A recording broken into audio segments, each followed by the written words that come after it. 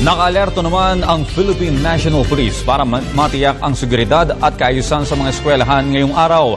Payo ng mga otoridad sa mga papasok, mag-ingat at ipaalam kaagad sa otoridad ang pananamantala ng mga masasamang loob. Iyan ang balitang hatid ni Dennis Cortez.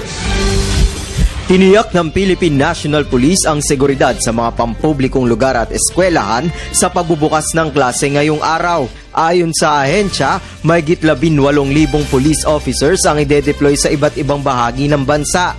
Todo bantay rin ng PNP sa University Manila kung saan kadalasang nambibiktima ang mga masasamang loob.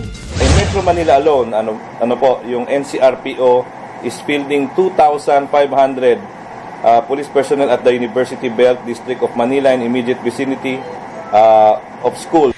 Bukod sa pagroronda sa mga pampublikong lugar, nasa mahigit 7,000 police assistant desk ang inilatag ng ahensya sa mga eskwelahan.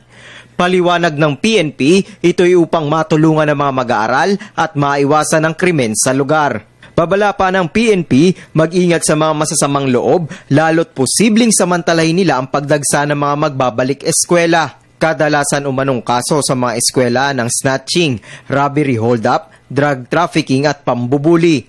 Payo pa ng otoridad sa mga papasok sa eskwelahan, huwag nang magsuot ng mamahaling alahas at ugaliing itago ang mga mamahaling gamit para makaiwas sa mga snatcher o mandurukot.